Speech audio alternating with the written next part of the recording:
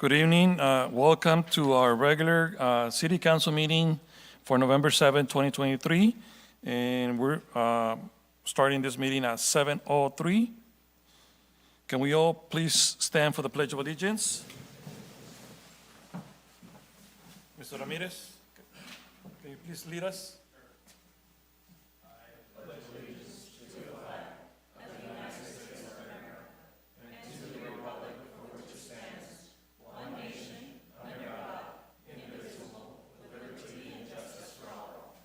If we can all please remain standing for a moment of silence for our first responders and military members.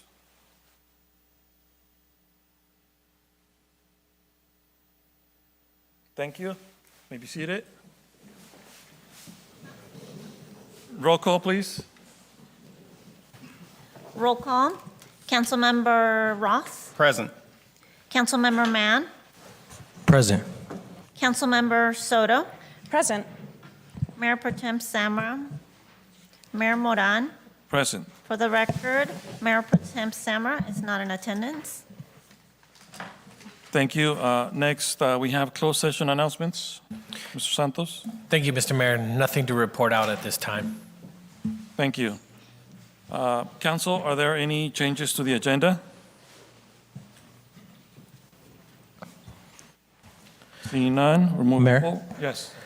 I'd like to make a recommendation to move item number 7 to next session. Seeing that Mayor Pro Tem is not here, I know he would love to weigh in on this matter, unless it's time sensitive. Okay, so we have a motion by Councilmember Mann. Is there a second? I'll second it. So let me just go back real quick. Is that a motion to continue this item to a specific date or just to our next To our next session. session? Correct. Okay, so Council, we have a motion on the floor by Councilmember Mann, a second by Councilmember Roth. Roll call, please. Roll call. Councilmember Roth. Yes. Councilmember Mann. Yes. Councilmember Soto. Although we didn't have a discussion on that, it seems to me that it's just summarizing what's already in place by state requirement. I'm sure he'd like to weigh in on it. I've seen the past, heard his past discussions. But no. Mayor Moran. Yes. Motion passed by a vote of 3 and 1 no. Okay, let's see. Citizen comments. Next, this section of the agenda allows members of the public to address the City Council on any item not on the agenda. Members of the public, when recognized by the mayor, should come forward to the lectern and identify themselves. Comments are normally limited to 3 minutes in accordance with state open meeting laws. No action will be taken by the City Council this evening. Are there any citizen comments in regards to agenda items on the agenda or not on the agenda at this time? At this time, I would like to ask anybody on the phone? Hearing none. Anybody in the chamber? Yes. If you can please state your name for the record. Is the microphone on?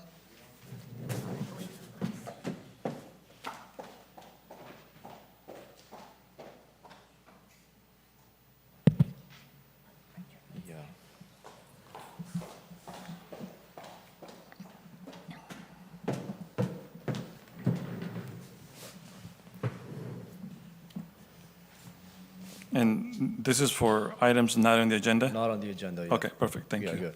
Thank you. My name is Shibjeet. I came here today to talk about the conflict in the Middle East, not for sake of formality or for a show of solidarity, but because we're directly involved in it as a nation. And I think that, I'm sorry, I clicked this off. Can I just go like this now? My bad. I think we have a role to play as advocates if we don't want this to hurt us back home, and I'll explain why. Real quick about what's going on. It is genocide, and I think we should call it as it is. Israel reserves the entire right to go after Hamas for what they did on their land, but bombing schools, mosques, refugee camps, and killing thousands of innocent civilians, most of whom are women and children, is completely inexcusable. There's more than 10,000 people that are dead in Gaza, and this is directly relevant to us because it's being done with our money in our name. Every taxpayer in this room and every taxpayer in Livingston is paying for this campaign. They're paying for the bombs that are killing people in that country. We're paying for the $3.8 billion of aid that go to Israel and military aid every year. And we're paying for the $14.3 billion that got approved to be sent to Israel as of this Sunday, which is 14 times our entire Merced County budget. I think that's insane. Our money needs to be right here in our community serving our people. Like I said, I think potential complications of this conflict extend far beyond just that region, and we've seen that happen in the past. In 1973, there was a similar war that broke out between Arabs and Israelis in the region. And because the U.S. supported Israel in that conflict at the time, petroleum exporting countries in the region declared an oil embargo on America and on other countries that supported Israel. Global oil prices quadrupled. Gas prices here shot up like crazy. Gas stations ran empty. There were huge lines for gas. And there were national mandates placed on the use of gas, such as being able to drive only at 55 miles per hour. If something like that were to happen today, we simply can't afford that. I mean, there's people here that are struggling to afford food, gas, housing, basic needs. Like, gas is already over $5 as it is. Can I promise you that this is going to happen? No. The point is that we have no control over what's going on directly, and we can't just sit back and fund it. We can't just sit back and watch it spiral out of control. So I know you guys aren't Congress. Obviously, this isn't the Department of Defense, right? I get that. But you are city council members of our city, and you do represent us.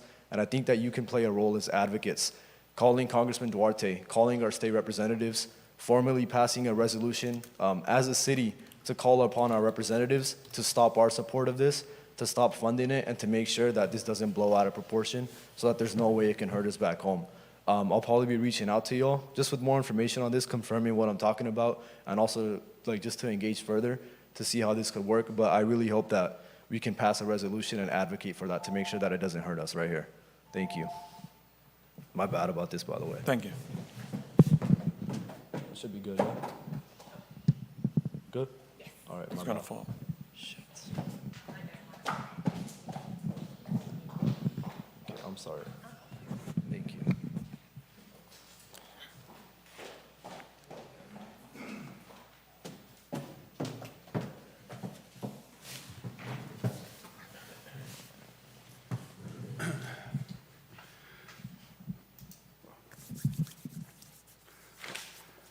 Good evening. My name is Mario Mendoza. This is more like a public announcement.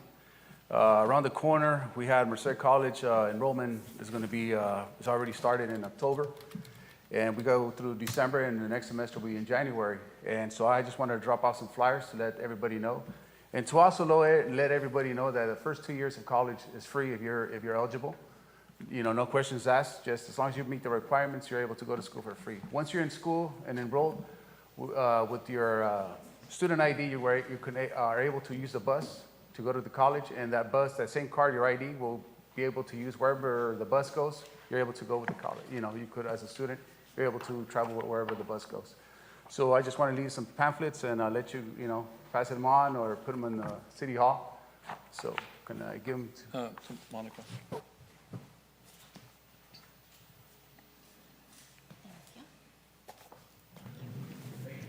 Thank you. Is there any other public comment in the chamber?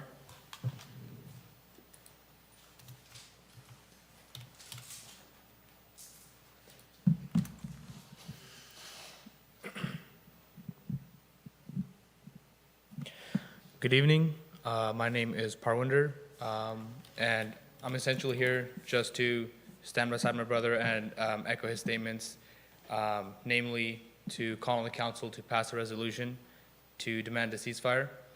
The reason I'm up here speaking is not just because I wanted to speak about some war on the other side of the world, but it's because we live in the most powerful country in the world. And as citizens of this country, I believe we have a responsibility to speak and voice our beliefs, not only when there are conflicts around the world, but when our country is directly involved in those conflicts. The U.S. aids Israel and plays a major role in defending and funding them. And what this means is that this war is fundamentally impossible without the support of our country and our taxpayer money, and the taxpayer money of the citizens of Livingston included. And as citizens of this country, I believe it is our responsibility to do everything in our power to help quiet the sounding of the war drums as they continue to bang louder and louder by the day. People are often caught up in the everyday happenings of their individual lives, which is to be expected, and in that way, it's easy for us to take things for granted. But it's important to remember that over the chaos of human history, the United States has only stood for around 300 years. And in that time, it's managed to largely provide peace to its people. But our country and our community here at home will not remain untouched by this war, because there is a very real possibility of a much larger global conflict breaking out. And I hope that in the future, our children and grandchildren will be able to look back and know that we didn't stand by quietly as the world quietly marched into another never-ending war. Thank you. Thank you.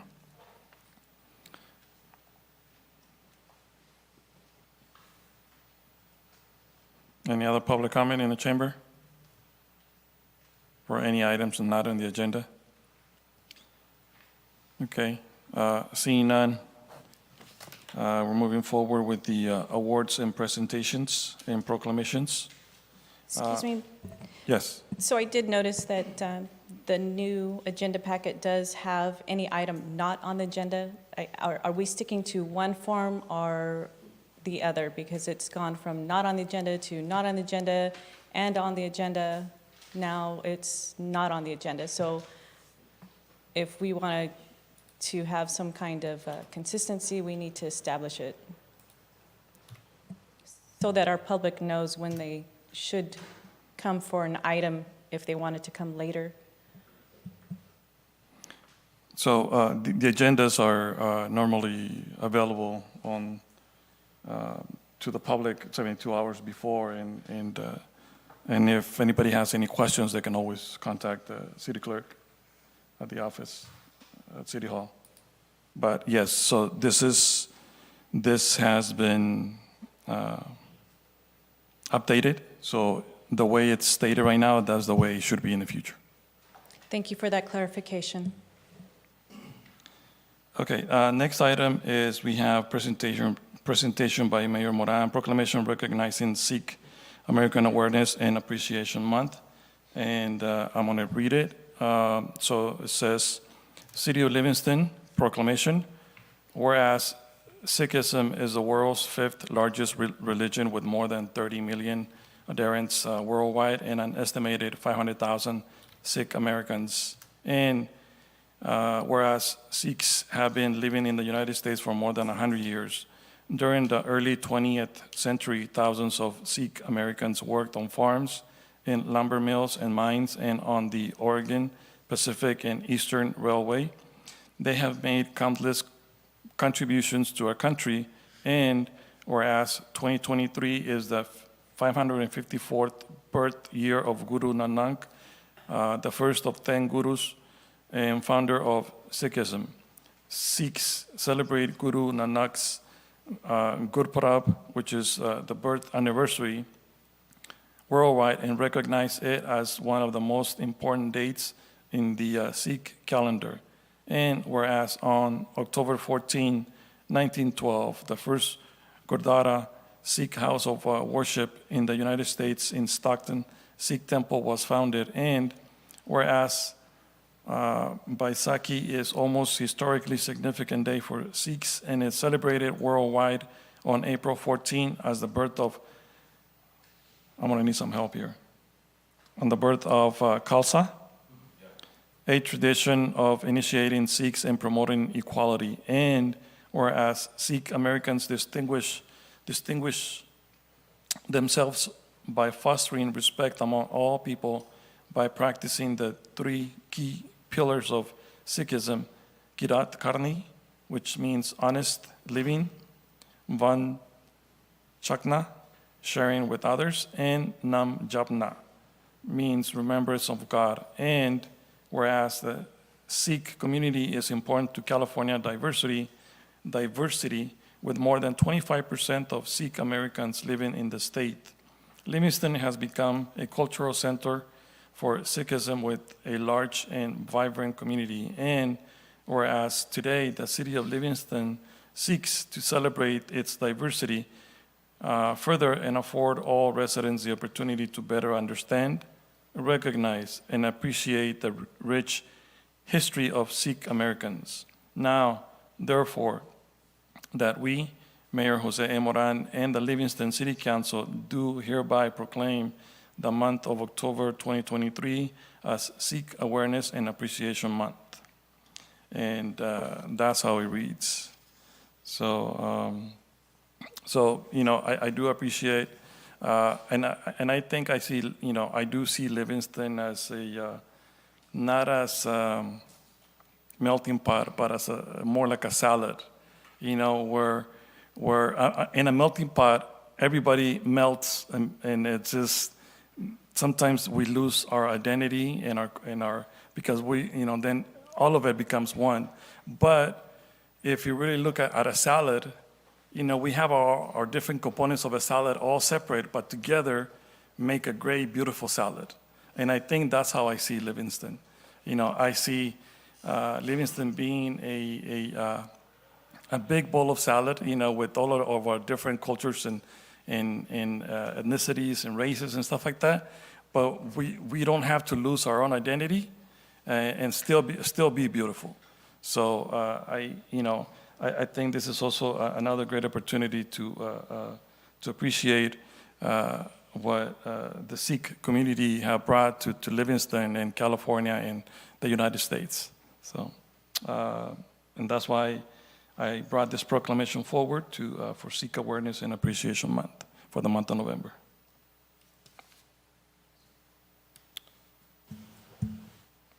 Council, any comments? You're good? If I may, sir. Yes. Go. Thank you very much. Really, really appreciate that, sir. As I did prepare a few words, as a proud Sikh American, I would like to thank the mayor, this council, the city of Livingston and its residents for this proclamation making October a month of Sikh awareness and appreciation. I am proud of what my brothers and sisters have been able to accomplish in such a short time. Sikhism is a faith that emphasizes equality, selflessness, and social justice. Sikhs believe in the oneness of God and are guided by the principles of love, compassion, and community service in an effort to promote the wellness and welfare of all, regardless of their background. I urge members of our community to ask their friends, neighbors, colleagues, and any other Sikh community members they encounter about the culture and the faith in an effort to better understand it. It is time for dialogue and open conversations that can help break down stereotypes and misconceptions. In a world and community where diversity is our strength, it is important to know and understand our similarities as well as our differences. We all bring very unique perspectives to the table. The better we understand these viewpoints, the more we can learn and benefit from one another. Thank you once again. It's an absolute honor. Appreciate you, sir. Thank you.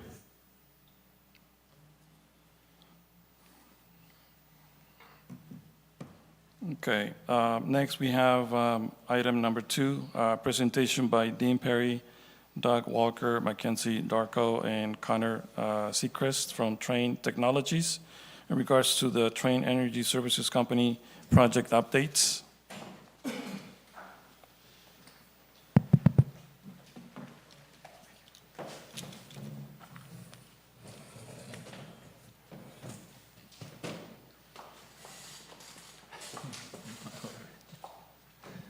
Good evening. Good evening, everyone. Thank you for having us, Mayor, Council. My name is Dean Perry. I'm our regional project developer for Train. I manage both our project developers and our energy engineers, such as Mackenzie Darkow here sitting next to me. And Connor, some of you may be familiar with, is a project manager currently involved with the project and helping us to cap that. So Doug wasn't able to join us tonight, and we will be hearing from Natasha ongoing in the project, so she's a future member of the project team. A quick agenda of what we intend to present. This is largely a recap of an update of the energy services project that the city's started and nearly finished with. We're going to go through quickly what that project was, an overview of both the facilities and scope, the energy performance as it stands today, as well as some project progress updates, and then finally some next steps as we near the close of the project. So a little bit hard to read. I'll go through to start here. This was a comprehensive project that started before 2019 and was contracted in January of 2019. It included HVAC systems, solar, LED, water conservation, irrigation upgrades, and had a guaranteed savings in energy of over 1 million kWh and 31 kilowatts. So pretty good numbers. The GHG equivalency, that's the greenhouse gas reduction, is upwards of 740 metric tons. So great project. It totals 2.9 million and 2.83 of a finance project. And again, that started in development prior to 2019, was contracted, and is just now projected to wrap up here at the end of the year. So the project goals, when this had started, really we were working closely with the city to identify what what public-owned facilities owned by the city were consuming energy, the infrastructure, how to put together a self-funding project with all of that to further both the sustainability goals of the city, but also in line with Train Zone goals for sustainability. So a joint effort in collaborating to create a project that included as much scope as we could get in for that amount. I won't spend too much time here. I think most know the facilities. These largely were in scope. And we got to just about everything. So municipal buildings, some of the park infrastructure, and even pump stations. Again, we targeted a lot of the aging infrastructure for the project. So there were many of the HVAC units that had essentially lived their expected life and needed to be replaced. There was controls upgrades that could help further sustainability and provide comfort, cooling settings to the city. Lighting upgrades going from older fixtures to newer LED fixtures. Water, both irrigation controls and some remote capabilities, as well as some work at the well and wastewater treatment facilities. That's primarily the well facilities with their motors, doing motor control. So as of today, we've replaced 17 of those 24 units. So those all the units in scope, less a couple that I'll mention. Those units now have a full warranty period. We've added controls, and Connor is helping cap that to essentially tie in the remote connectivity options that were part of that program, as well as 97% of the lighting being upgraded. The new irrigation systems at 7 sites or 7 meters, the VFDs on 7 new well sites, and then 4 solar arrays that you've likely seen around at both parks and facilities.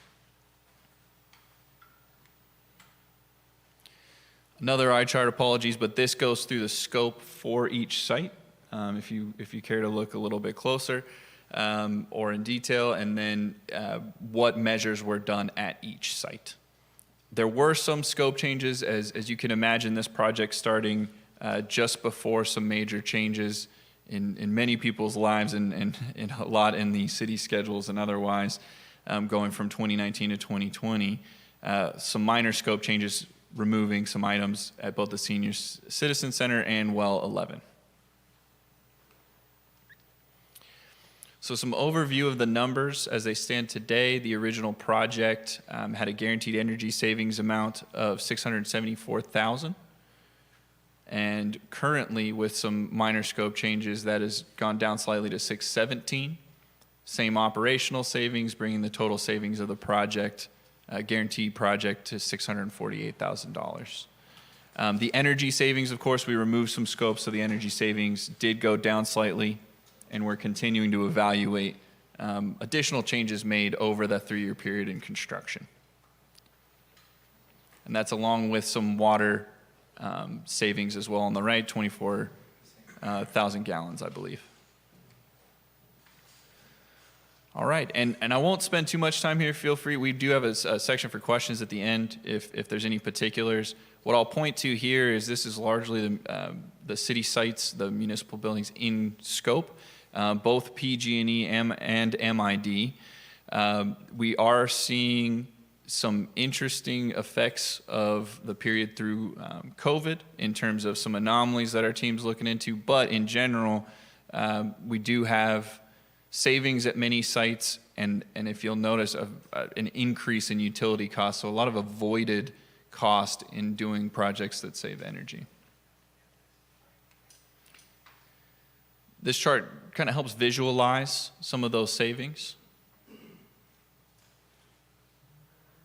I won't go into too much detail here. We do have the remaining sites, well sites primarily listed as well, and again, large increases in energy costs, but the project in its comprehensive nature saving a good amount of energy.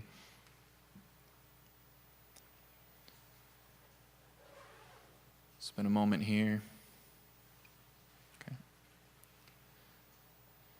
These are the 2 solar sites that are currently online out of the 4. We wanted to highlight the fact that they have been producing energy and are putting energy back on the grid, crediting the city of Livingston. So those 2 are operational. We are, I think the 3rd one just became operational. And then the last one here is the last piece of this project and should be online with full permit to operate before the end of the year. And those systems are the 2 larger systems, so we expect a large benefit from those as well for the city.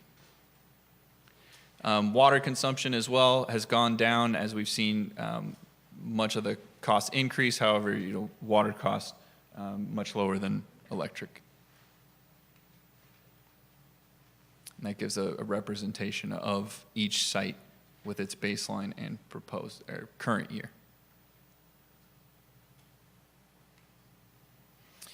I wanted to reiterate here as well, when we're talking about these projects, these are very long-term projects. It took a lot of combined efforts with both the city and the train team from the initial period in about 2018 to get to a project, and we've gone through all of these project stages over the last 3 years, working together through a lot of challenges in terms of getting work done over a pretty unique period in history. So we are right at the end of this. The next steps including project closeout, as well as starting our measurement and verification plan, which is really the performance period in which our guarantee takes effect.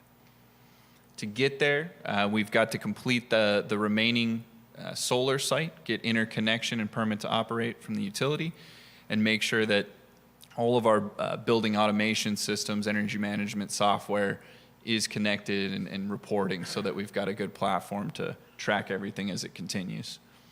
Now on train side, we want to make sure before we close any project, we always go back and we're making sure that we're validating everything is on track starting the guarantee. So we'll be looking more closely into the well sites. There's been, I know, many changes in operations and other things there, so we want to make sure we capture those, as well as in ensuring that the irrigation control, the building automation functions of the new HVAC system are all working before we move on to that final milestone of moving to our performance period.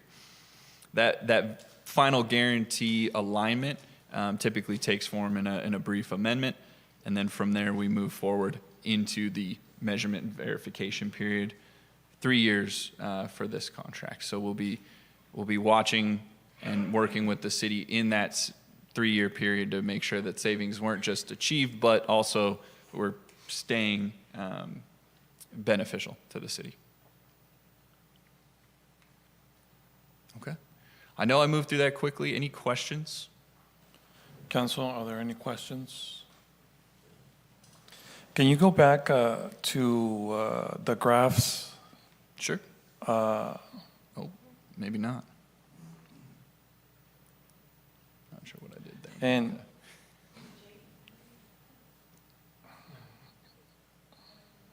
if you can forward.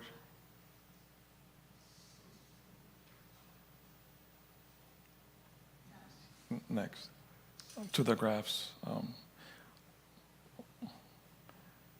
Yeah, so we're looking at 2018 versus 2022, and this graph in particular is showing, for people watching, can you, Sure. This is currently showing energy consumption. So energy is measured in kWh.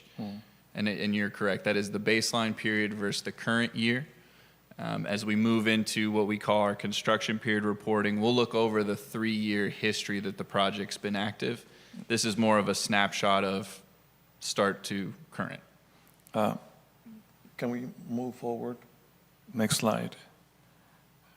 And so, next.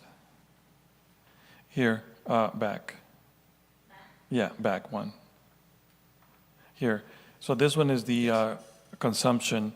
And then I'm looking at, 2018 is a dark bar, light blue is 2022, and I'm looking at, 16 and 17. Yes.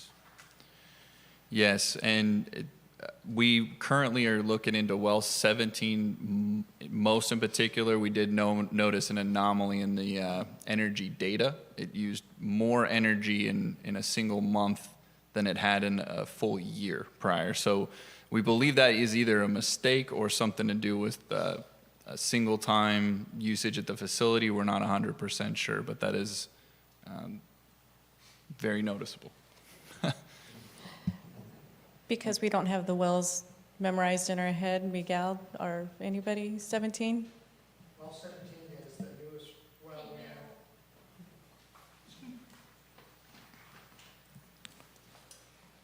Tony Avina, Public Works Superintendent. Well 17 is the newest well we have over by the Don Meyer Park area. This well, I did speak with Train, and it looks like some of this usage could have been caused due to some of our other wells being down at the time. I'm sure that some of you remember that we were down with 2 of our wells at times, and we were running our tank site and well 17 way beyond the normal. So that might be one of the reasons for the excessive use of power on these facilities. But it also is a arsenic treatment facility. And Tony, what about 16? 16 is the same. The other thing that probably brought up the usage there was, I think some of you have been out to well 16 is over off of Olive and the Quiche area. That well was brought into the system with dual treatment now. At one time, it was just arsenic removal. Now, I think some of you have visited our facility, and you see the big vessels. Those are the GAC. So we are dual treatment at that facility. So we're using the smaller filters for the arsenic, and then the big vessels over to your right are all the GAC that gets rid of all the 1, 2, 3 TCP. So that's the other issue that we are thinking that brought up the usage there and electricity, because now it's using a lot more energy because of the dual treatment. So a question would be, if that's the case, would you be able to look at and see which years or time frames that usage was peaked? And if it matches with what Tony was saying, then I mean, I guess we would be able to concur that that was possibly what happened. Exactly, yes. We'll use the 3 years past history data and leading through the end of construction to validate and pair up with any information we've got from Tony and his team. We'll also compare that, our scope being one piece of that facility, adding variable frequency drives to the motors. We'll see how that was affected by any change at the facility. And all of those details do get reported in that construction period report at the close of the project. All right. Thank you, Tony.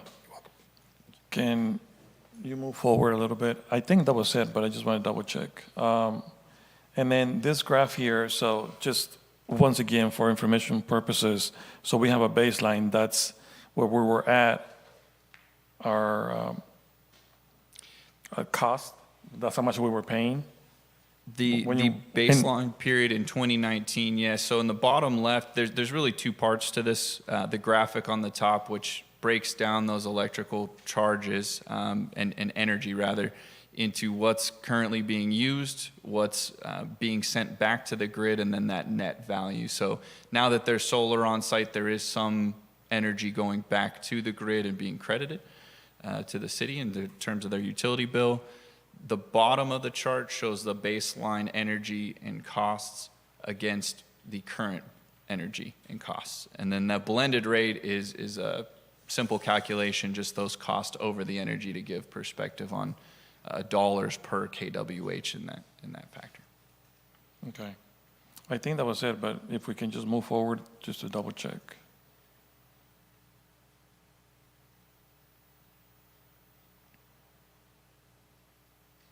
Yeah. Thank you. Council, any other questions? So going out to the public, are there any questions from the public in regards to this presentation? Any on this information? Anyone on the phone? Seeing none, bringing it back to the dais. Council, any other questions? All right. Well, thank you. Thank you very much. Good job. So here's another example of a project that, started back in 2018. Things don't get done overnight. So, but it's a good project. Okay. Next, we have announcements and reports. Supervisor Espinoza.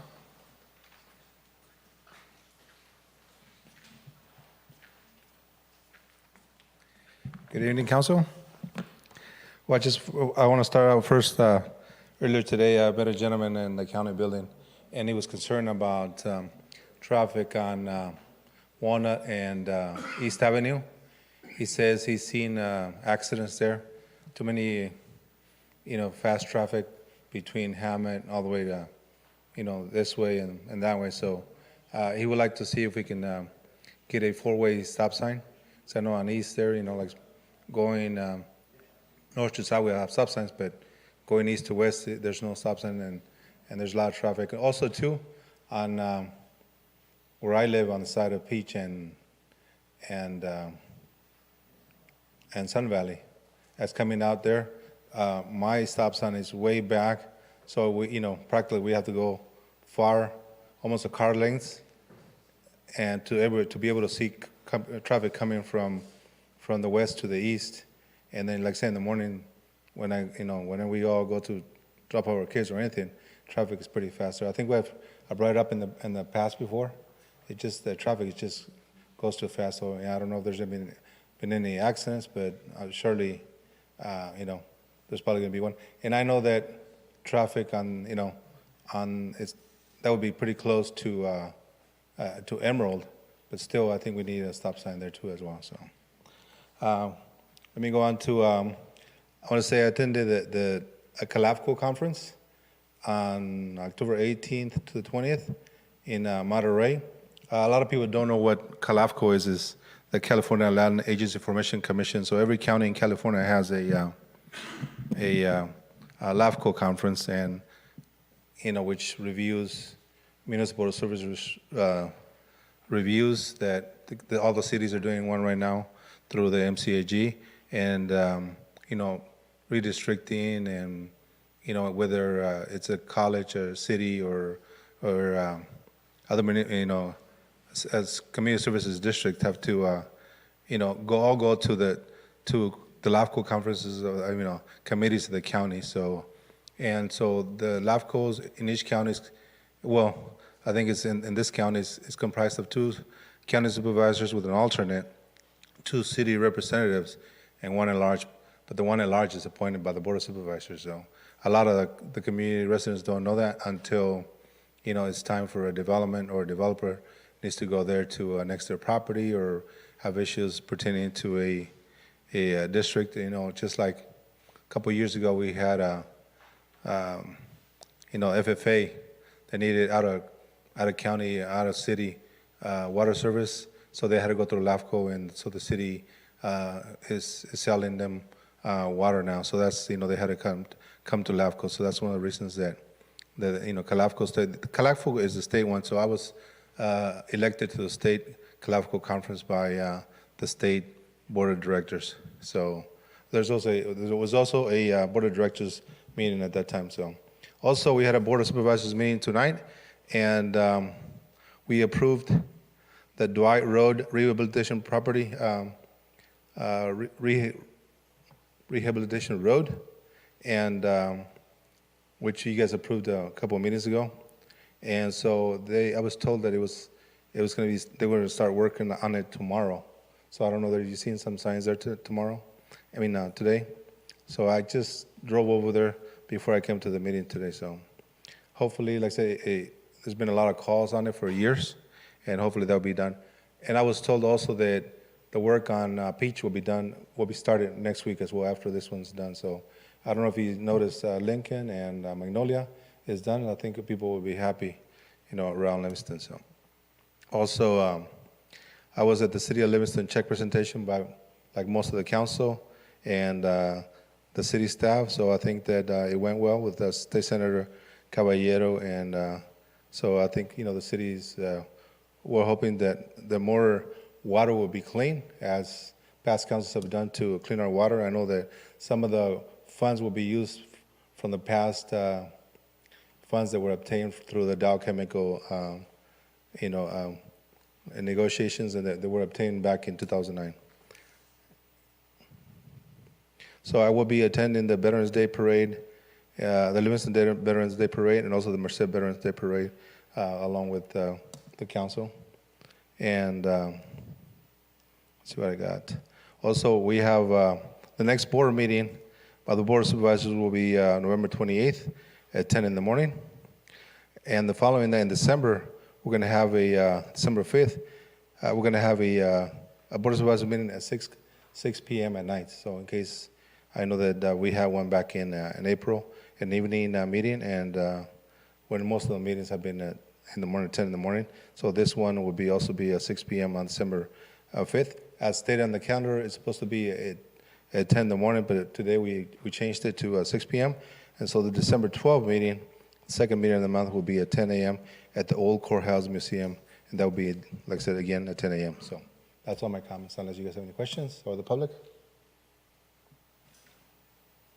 Council, any questions? I'm just curious, today's meeting you mentioned it was a 6 p.m., originally was scheduled for 10 a.m. Was that last minute, and was it just? No, today was in the morning. Oh, it was in the morning today? No, but the one for December. December the 5th is going to be. December 5th Okay. was originally at 10 in the morning, and today we changed it to 6 p.m., vice versa from the December 12th. All right. And the December 12th will be at the Old Courthouse Museum in the morning. Perfect. Okay, thank you. Thank you. Have a night. Next, we have city staff announcements and reports from Public Works Director, or in this case, doesn't look like Anthony Chavarria, but Mr. Tony.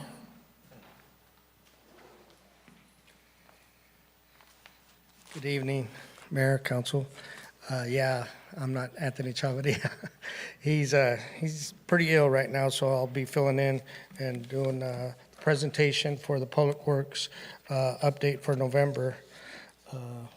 So we'll go ahead and start with the slurry seal project that is complete. We're just following up this week or next, and we'll be doing the punch list. So that project helped out a lot of the streets to last longer for the city of Livingston. As you can see, some of the project consisted of the not just the slurry seal, but we had to break out a lot of the asphalt, replace the asphalt, and then as you can see to the left, that green machine is our slurry seal. It actually fills all the cracks before they do the slurry. And then again, you'll see some of the other work on the asphalt replacement. There to your left, you have our backhoe breaking up some of the areas that are spider cracked and not being able to hold the slurry until we do what we do in the middle and take out and replace that whole asphalt. And then you'll see the after effect of our crew getting on the next. So then we came through with the contractor that did all the slurry. They did several streets. The most needed area, I think you guys have noticed, was probably in front of the whole Walnut, and the church was really spider cracked real bad. It really came out nice. So that whole area that was slurried came out nice, and then we follow up with the company comes over and restripes everything. So everything's bright and fresh, and arrows, stops, and center lines. And we did have one little area in front of the church that we're working on that got a little too close to the center line was too close to the church. We'll be working on that next week, maybe this week and next week, to move it back out towards the center if you guys drive by there. I didn't catch it on the walkthrough, but then once we started driving, I was able to tell, and some of the other staff, that the center line had pushed over a little bit too much to the church. So that'll be taken care of as well. And then a little bit of the follow-up on the State Water Board issues, cease and assist in 2006 for violating WDR Order 79-209 by causing impact to the groundwater. The WDR is the water discharge requirements. Foster Farms submitted plans to the Water Board to build a new plant in 2008. Foster Farms submitted a pond maintenance and closure plan April 2008. The plan details for remediation and closure of the ponds, which is out there towards the river where the firing range is, the PD gun range. The State Water Board issued a clean and abatement order in the city and the Foster Farms for July 27, 2012, requiring the city and Foster Farms to clean up and the waste abate effects on the discharge or waste, including soil and or groundwater. Foster Farms continues with remediation process. We had something planned this week to follow up on all these issues with Anthony, but we've rescheduled until he can make it so we could get going on that procedure as soon as possible with Foster Farms. The next, we have our LMD renovation projects over on La Tierra, which is off Robin between F Street and heading out towards Peach.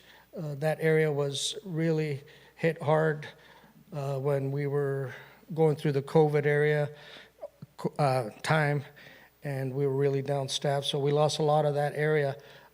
It's been planted with 160 shrubs, some trees. Bridgeport LMD along Winton Parkway installed new drip irrigation and new landscape medians. So if you haven't been out there, I do recommend the La Tierra area on Robin. It really looks nice. We have a little touch-up on spraying, but the Winton Parkway area has also been spruced up, and we took a lot of the sprinklers out and laid some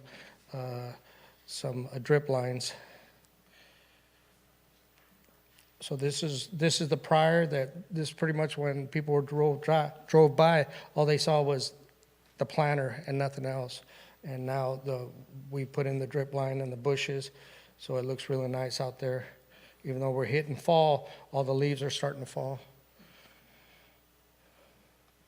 So on the water side, we have the new well 8 replacement and is currently in construction. Anticipated completion of that project is the fall of 2024. And if you don't know where well 8 is, it's our existing well across the street from Yamato Colony. And if you drive by there, you'll see a gated area right next to it, and that new well 8A has been drilled and will be in construction. On the wastewater side, we have the sludge drying equipment purchase and installation. Currently, it is an electrical engineering review. Anticipated completion, winter 2024. On the park side, we have the CMAQ multi-use path project, phase 1 and 2, Max Foster Sports Complex. Will also go out to bid soon, anticipated completion 2024. And that's if you go out towards Walnut, just past the Walnut Child Development, that one area will be the phase 1, and then all Dwight in front of on Dwight area by the sports complex, and all that will be sidewalks as well. So that'll be a project that we need to get done. And then, like I say, the street slurry project, 2023 slurry has been done and completed. We're on the last, we're already working for the 2024 slurry project, because there was a lot of streets that I'm sure the council and the citizens are aware that some of these other streets also need some more work, and we're trying to get them all for next year. The Storm East Avenue lift station is also currently being engineered and designed, and that's the area that we have issues over in the area of North Main, and some of the flooding in that area that gets pretty bad in that little business district on the north side. So that's what we have for Public Works. Any questions? Council, any questions?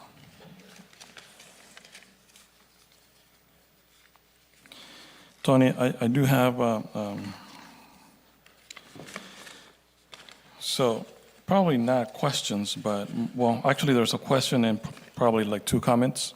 Okay. And if, I'm sure Anthony's probably watching and, just saying that he was sick and just to try and get out of this meeting, but no, I'm just kidding.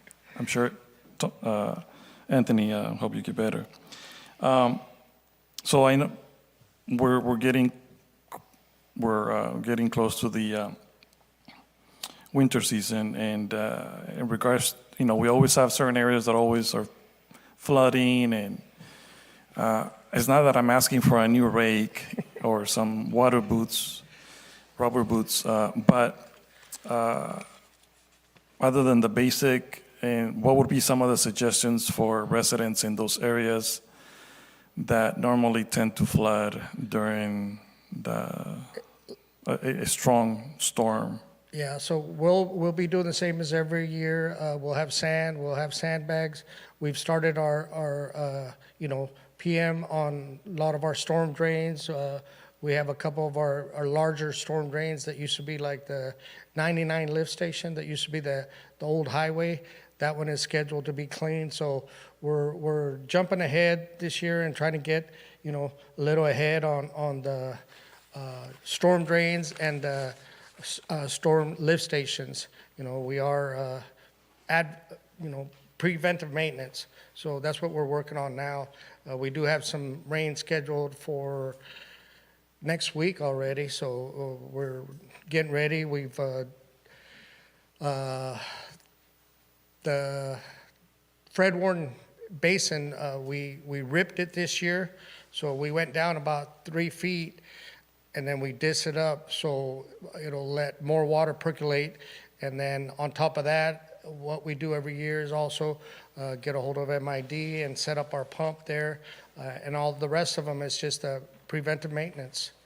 So we're on it. Yeah, thank you. And then, so probably also for the residents, probably one of the ways that they can do their, help you guys is to rake the leaves Correct. from the street. Sometimes there's cars, like rake it into, closer to the middle of the street. I mean, not the middle, but Yeah. to where the sweeper comes through and, can, So that's what we recommend that the residents do, if they can pick them up and put them in their green waste, which is what they're supposed to do. But if there's areas where they could rake it out at least 12 inches from the curb and gutter, so when it does rain, it doesn't clog our drains. And then we do have a lot of residents and then Public Works cleaning drains. I mean, we do, have people that care and will be out there when it's raining and get the leaves off their drains, and then we follow through up and clean up and pick them all up as well. yeah, thank you. And then, it's a good thing the supervisor is still here, but then again, I don't know, you guys can figure it out who's responsible for that area. F Street and close to it's on F Street and Dwight, on the south side of the train tracks. There's it looks like a refrigerator or something like that. Yeah, I'll put it on the list. I just did another bulky item pickup for another resident over in the F Street and the school area. So yeah, I'll put it on the list. Is that city or is that county? Because,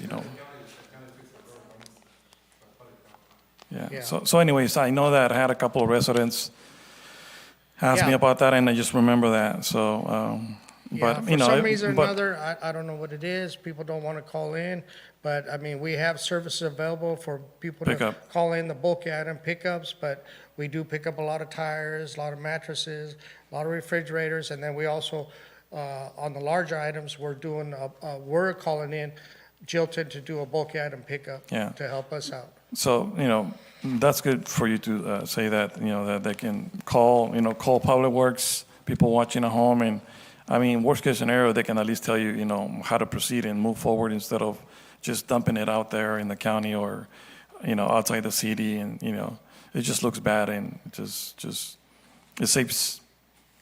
not appropriate anyways. Yes. One other one, and I've been meaning to send or forward this to the city manager, but now that you're here, and so this is a question. So Emerald, south of Montcliff, that little section of sidewalk is curved right across from the future site of the treatment plant. The bushes, Yeah. those are super. Is that? That's ours. Okay. And we just wrote out a work order, so Okay. I think I was on vacation for about a week and a half, so I got back, that was All right. already given to us. We got a work order, so hopefully by the end of the week, that'll be cut up and cleaned I up. just wasn't sure if that was LMD or if that No, was. that little area okay. is our LMD Okay. area, so it'll All be right. taken care of. Perfect, thank you. Thank you. That's it. Council, anything else? No, we're good. It seems like I'm the only one that just keeps on bugging you guys. It's okay. All Thank you. right. Thank you, Tony. Next, we have no city manager announcements or reports. He's on the line? Yep. City manager, I'm anything here. to Can you hear report? me? Can you hear me, Mayor? Yes, go ahead. Thank you, Mayor and Council. Really appreciated the update from Tony. I know our crews are out there preparing for the winter storms and the winter rain, so much appreciation to the Public Works team that's taking care of that. A few items for me to report on. I really want to thank Senator Caballero and her team again for the $1 million contribution to our water treatment facility. Also want to thank the Public Works team, all the employees that were there, and then in particular all of the council members that were there. It was a really great event to highlight the good work that's going on. A lot of the work that the public doesn't see, but it becomes clearly evident when you get a $1 million check. So thank you very much for everyone that was involved there. Shortly thereafter, we then hosted an employee appreciation luncheon over at the council chambers. Again, want to thank the comprehensive teamwork to bring that to fruition. And then also, too, thank the council for attending that. It's really important to have, and it's really nice to see the council members and our employees engaging with one another and really just working collaboratively. So thank you again to the council and the employees. What you will see in the team that is responsible for not only our Halloween event that we had last week, but another Thanksgiving event that we've got planned for next week. We've got a group of employees that has been tasked with identifying various ways to highlight the good work that our employees are doing. And those employees, it's Myra, Monica, Martha, Nancy, and RC. And they're really the ones that are driving the recommendations for the Thanksgiving event, other employee events that we're coordinating for the month of December and the holidays. So really wanted to send my thanks and appreciation for everybody that's been involved with that. And again, it's our small token of appreciation to the employees to make that possible. And then obviously the council was invited to that event next week. So I hope to see you all there. Thank you, Mayor. Thank you, Mr. Lopez. Next, we have city council members' announcements and reports. Councilmember Mann. Thank you, sir. Nothing to report this time outside of the fact that I'll be joining the mayor and a larger delegation in paying our sister city a visit in Jalisco, Mexico. I believe you'll be going as well, right, sir? Great. I'm very excited and grateful for this opportunity. Thank you very much. Thank you. Councilmember Roth.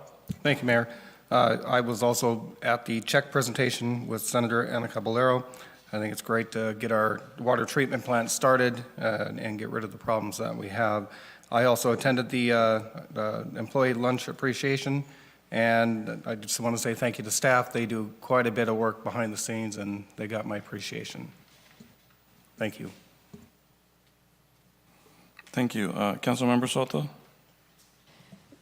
Just real quick, JT, you mentioned sister cities. What? I missed that part. Can you repeat that, please? Sure. I'll be part of a delegation going to Mexico with the mayor and the delegation. And when is that taking place? The date is 2 weeks from now, sir? November 18. Correct.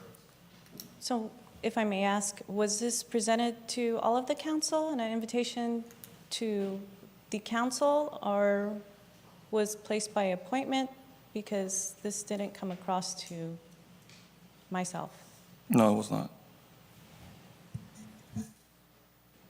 So what was the process? I was invited, and then I invited Councilmember Mann. And then we have supervisor as well going? This is a city representation? I was invited, and I am attending as a city representative, yes. And how is this going to be funded? City funds? The sister city? Sister city funds, yes. Okay, so I'm just asking because it just was odd to hear it here on the dais that it wasn't extended to everybody. It's a personal invitation at a city event? Like I said, I was invited by the city of Zapotlanejo, Okay. and I extended the invitation to Councilmember Mann. Your choice, Yes. not a council choice. Thank you. For last month, I also attended Cal LAFCO. I went to several workshops and sessions, and it was a real eye-opener to hear what other cities and regions are doing, and to learn that we may not be quite up to speed as everybody else. So I went to a couple of the fire, can't see it, that talked about fire safety or fire services. And I do need to make that meeting with you, so thank you for reminding me. Also about what alternatives communities are using and community benefits agreements, things, terminology that we don't speak of here on the dais, but when you go out to other parts of what our eyes and ears need to be on, it's really amazing what you learn. And interesting enough, earlier there was a report saying that they also attended the Cal LAFCO. At the Board of Supervisors meeting, though, it was really interesting of all the things that LAFCO does, land use, growth, population, projections, sphere of influence, that what was mentioned in what LAFCO does was school districts, when wells go dry, that they go out there and help. So I thought that was interesting, and so I wanted to pose that question, was how LAFCO is involved with school districts. And their wells, I know that's another agency within our city, but it was interesting to hear that that was one of the only things that LAFCO would be doing. I attended the Merced City Council meeting last night. They swore in a new police chief and a new city manager, an outgoing Stephanie Dietz. And who else? Oh, that was a two, sorry. And I also had a meeting with Miguel Galvin just this past week because I want to be updated on many of these projects. Tony spoke on a lot of them, future things that we need to be aware of, that we do need to get on board with and help push. Back there it was interesting to see when Tony gave his report, Dean's eyes kind of lit up when he heard about the water for well number 8. So anyway, so thank you for your report that you gave earlier, both of the reports that were given. Also, I know that I've spoken about, so the VFW, they will be having 2 parades. One is in Livingston, step off is at 11. It'll start at Memorial Park. No, I take that back. They will start over at the Courthouse Museum and at Memorial Park.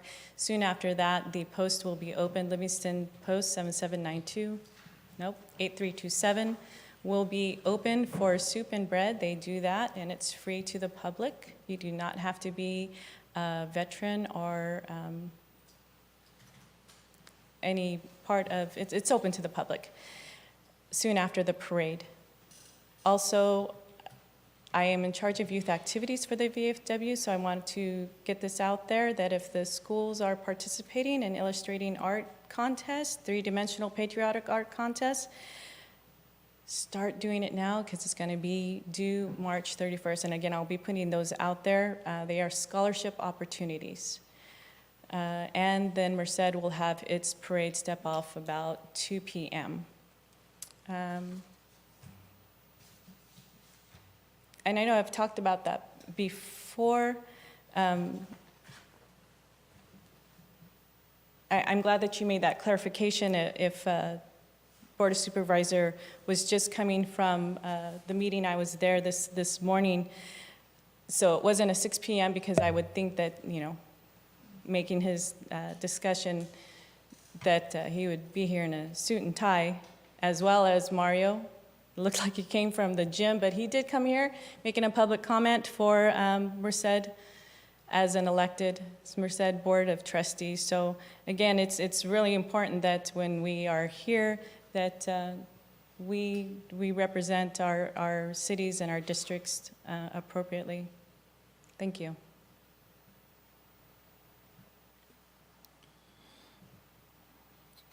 Thank you. Mayor Pro Tem Paul Samra is not present. Hope he gets better soon. Next, I have my report. So I just want to say thank you to the Recreation Department for their street fair for the 4 Thursdays of the month of October. I was only able to make it to a couple of them. I was not able to participate or attend two of them because I have classes around that time, so the only time I was able to be there when I got out early. but it was fun. It's different, and hope that people keep on supporting our local events. So thank you, Jackie, and to your 20 people in your department that make this happen. Much appreciated. All right, and so I also attended, and I was invited to participate as a judge at the Merced Nut Festival. And so it was basically to judge a couple of different, it was baked goods, you know, like for kids, like a certain age, and then adults. I think I had a lot of sugar that one in 2 hours, but of course my wife doesn't know, and my doctor either. So, but I was able to drink a lot of water to try and reduce that sugar in my system, but it was fun. I'm just not sure that if I would be able to do it again next year, because it was a lot of eating. I think next time I'm gonna make a couple of recommendations for people at PD and fire department to be invited as judges, and so just be ready. Also on the 27th of October, we had the $1 million check presentation by Senator Caballero, and for which we're all grateful for her support and thinking of Livingston, and especially when we're trying to build our water filtration system, and it's very much appreciated. And actually, she was also able to join us to be here in the chambers after that, to have lunch with our city staff. So that was very nice of her and her office. So thank you to everyone at Senator Caballero's office for making that happen. And later that day, like we mentioned earlier, there was an employee appreciation lunch. I actually took advantage of that because, you know, it's hard for me to say no to good tacos, good food. And so I ended up taking the whole day off from work. So, you know, figure might as well get some nice food, and especially, you know, spending time with city staff. We really don't get much of an opportunity to do that because of, you know, our work, and whenever we're off, it's sometimes it's the holidays, so everybody's off. But that was a nice opportunity to spend some time with city staff and breaking bread with them too as well.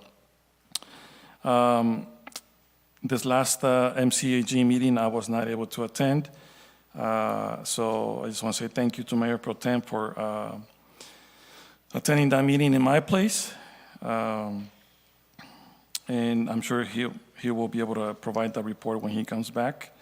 Also, on November the 1st, MCAG, which we are a part of, had a inauguration celebration event for to celebrate the first, I think it's a 1 or 2 electric buses.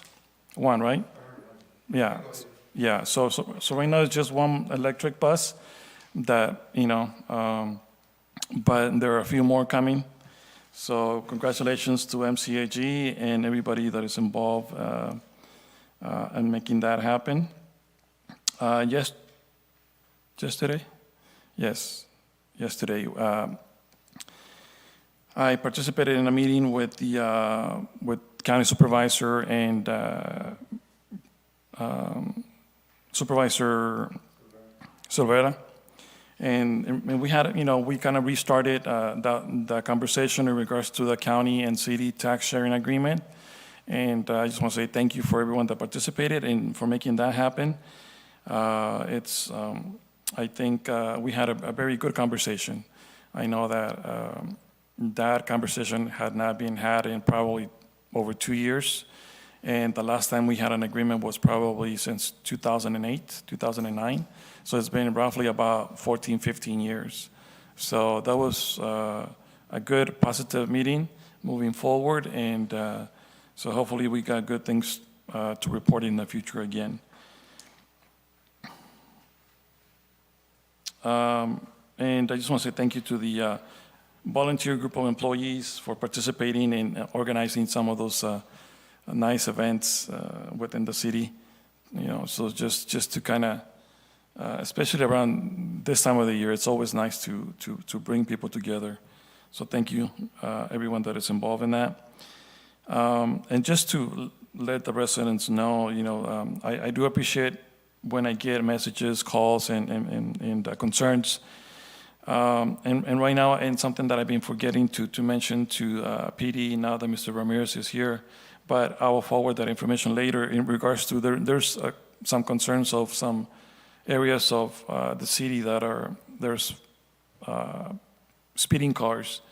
So it's always good to also, you know, it's good to contact the council members, but it's also good to make sure that you call PD, they have their non-emergency number, and that way it's registered in their system to the areas of concern, so that whenever they're trying to figure out what areas to patrol or increase patrol, they know, you know. So I encourage people to call. It's anonymous. Actually, can they still text, or is that system not in place anymore?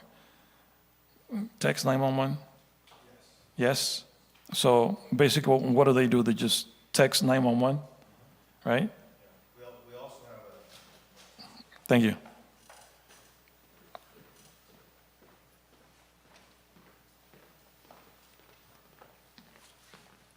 Good evening, John Ramirez. So we have the 911 system is up, but we also have an anonymous tip line that we have. If they call into dispatch, they can also just say they want to report a speeding vehicle or whatever the case may be, that they want to remain anonymous. And that anonymous phone number, is that different from the non-emergency number? So it's the 209-394-7916. If they call in, again, they could just say that they want to remain anonymous. And that's for not only traffic, for any kind of crime that's occurring. Yeah. Okay. All right. Thank you. Yep. So please call and let them know your areas of concern. And they like cookies. You guys like cookies, right? Cookies? What's that? You guys like cookies? You guys prefer cookies than donuts? Just a bad joke. But I'm bringing the cookies next time. Okay. All right. Thank you, guys. And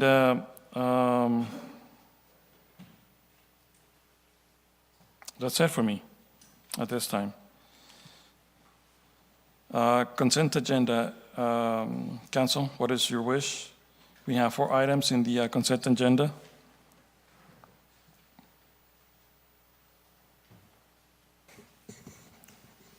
Mr. Mayor, I'd like to approve the consent agenda. Make a motion.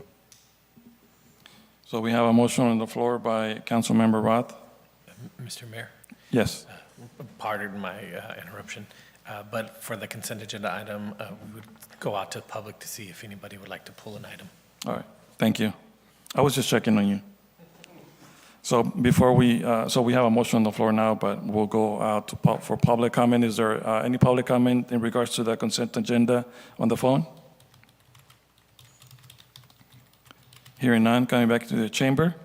Any public comment in regards to the consent agenda?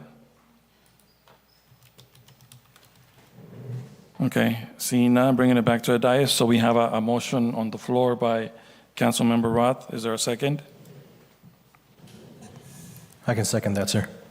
Okay, so we have a first by Councilmember Roth, a second by Councilmember Mann. Roll call, please. Roll call, Councilmember Roth, Yes. Councilmember Mann, Yes. Councilmember Soto. Just real quick question for legal before it's a yes for me, but there's a check number 9940, and it's, the vendor name is Rosario Auto Centers.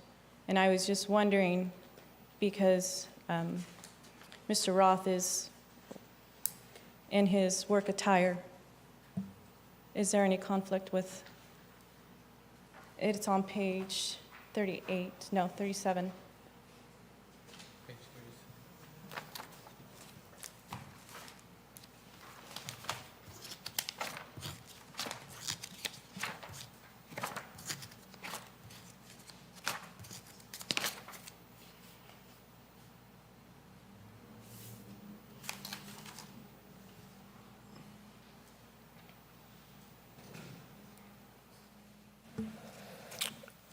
No, because what's being approved is not the purchase, it's just the warrant. So it's just the checks that went out.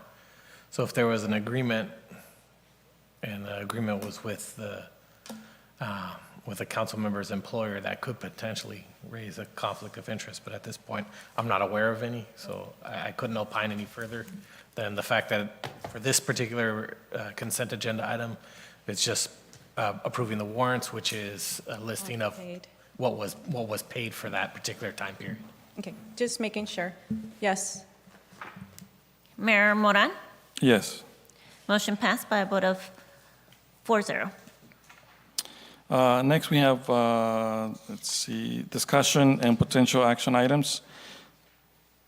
Item number 8, consideration of a resolution approving a second amendment to a professional service agreement with Mintier Harnish Planning Consultants for the preparation of a general plan, update, and accompanying environmental impact report, also amending the fiscal year budget and approving a supplemental budget adjustment to fund the update. Staff recommendations, approve resolution. Miguel? Good evening, Mayor, Council, members of the audience. Miguel Galvez, Contract Planner, here to present this item.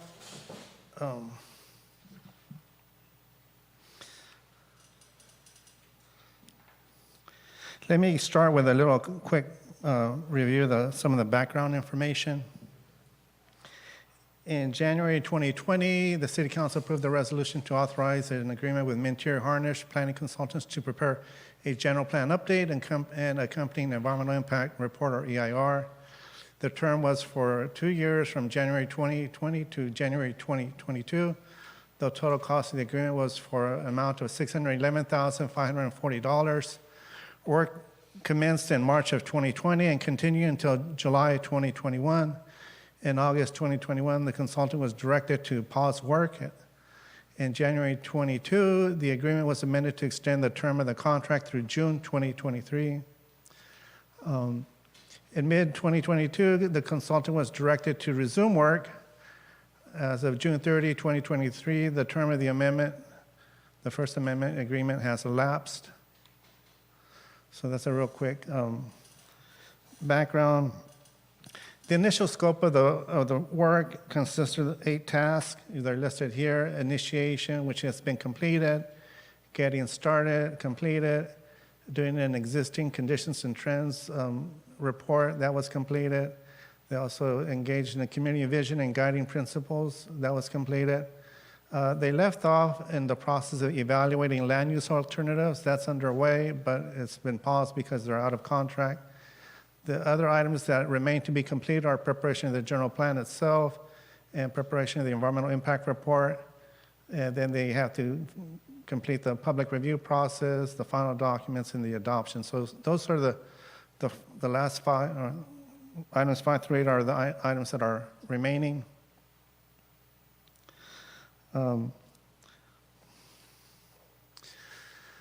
Just some general plan policy considerations. The general plan is dated. The current general plan was adopted in 1999. As you know, the city had initiated a general plan update in 2006, but that was invalidated, and so we have to rely on the 1999 general plan. The general plan typically has a period of 20 to 30 years. It includes a community vision, incorporating goals, policies, and objectives for guiding the development of the community. Over time, since 1999, new state laws are adopted that must be addressed in the general plan to maintain currency and relevancy.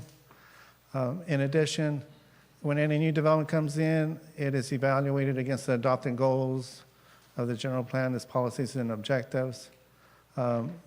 Lastly, a new environmental impact report will serve to identify any new potential significant impacts, identifying conditions of approval to mitigate and lessen those impacts. So having a current general plan is really important for the city to make sure that it's following the goals of the city and appropriate mitigation measures and conditions of approval are applied to development projects as they come before the city council.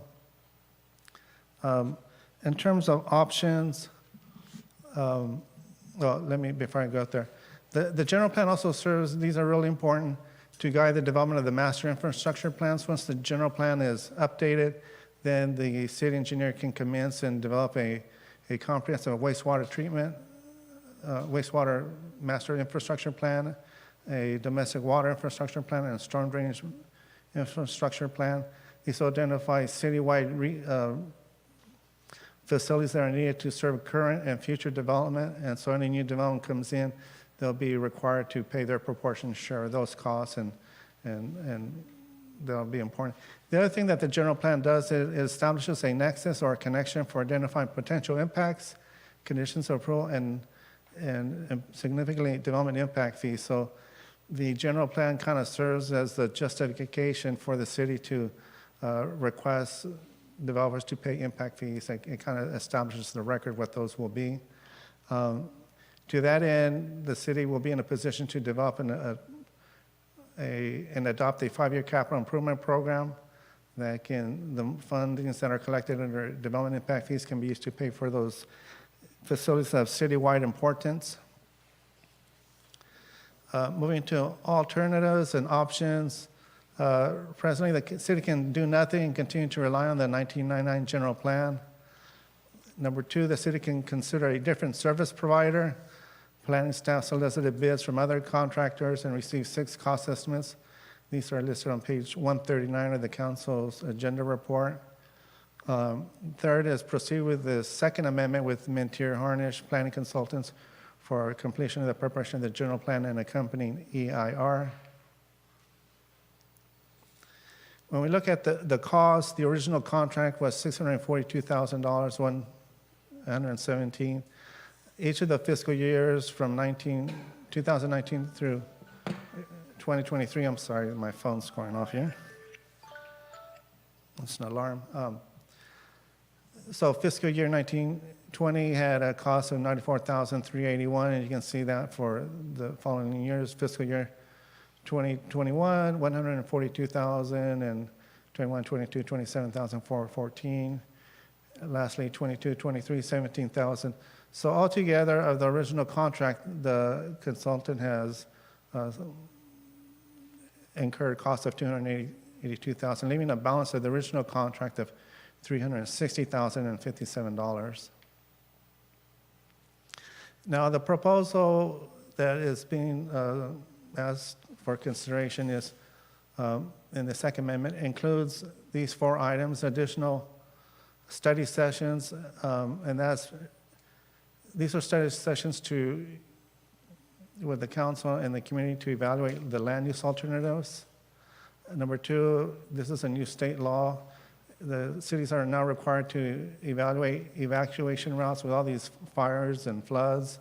They want to make sure that the cities can proactively address any type of impediments to an evacuation route, so we're required to incorporate an evacuation routes analysis as part of the general plan update.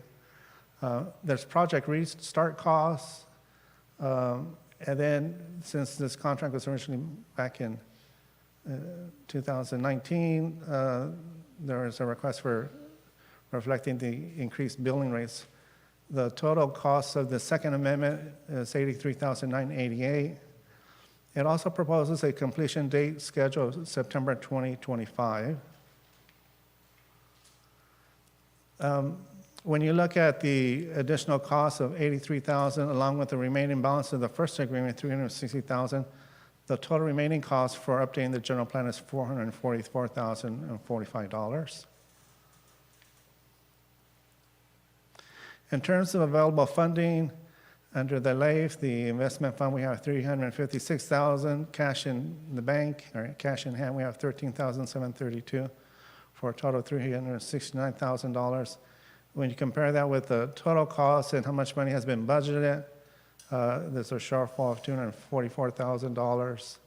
And so one of the requests is to increase the budget to accommodate this. That will require a general plan transfer, a fund transfer from the general fund of $74,072 to make that happen. That's considered actions 1 and actions 2. Specifically, as part of the council resolution, it incorporates increasing the overall budget amount of $244,000 for the Fund 2007, our local fund account for this type of work. And it also includes approving funding from the general fund to cover the shortfall of $74,072. As I said, these are incorporated into the draft city council resolution that's for the city council's consideration. At this time, staff recommends that council adopt the resolution which approves the second amendment to the professional services agreement with the Interior Harnish Planning Consultant continue to work on the Livingston General Plan update and accompanying EIR to amend the fiscal year budget by increasing the appropriation limit for expenditures for the proposed project and approve a supplementary budget adjustment to the Community Development Department to handle this work. The consultant, Jim Harnish, had a conflict tonight. He's at another city council meeting, so we apologize he's not here to be here. That concludes my report. I'm happy to respond to questions. Council, are there any questions to the item before you? So let me go to public comment. If there are any questions, is there any public comment on the phone in regards to this item? On the phone? Hearing none, coming back to the chamber, any public comment or questions in regards to this item in the chamber?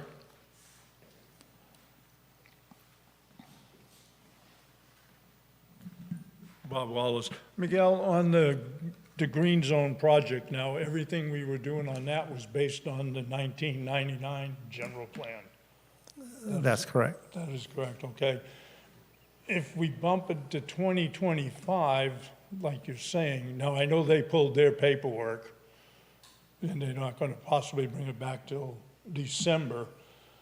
Does that change anything that we approved on the zoning on the first part of our meeting? Does that still fall relevant under the 1999 plan? Or if we change this to 2025, is that going to affect anything the green zone was thinking of? The answer is no. Until our general plan is updated, we go based on the 1999 general plan. So any actions taken by the city council on green zone will be based on 1999, and they'll be valid. Okay, it just seems like we're kicking it down the road a long time again, this general plan. But okay, that's the answers to my two questions. Thank you. Thank you. Any other questions or comments in regard to this item in the chamber? Seeing none, bringing it back to the dais. Council. So basically, I'm just looking at, for me, it's a couple of things. One, this has taken too long, and it has been put in the back burner by previous council members, previous council. This should have been, as it was previously projected, done by later this year instead of adding 2 more years to it. But anyways, that's a whole different story. And then also, to me, it's also a numbers decision.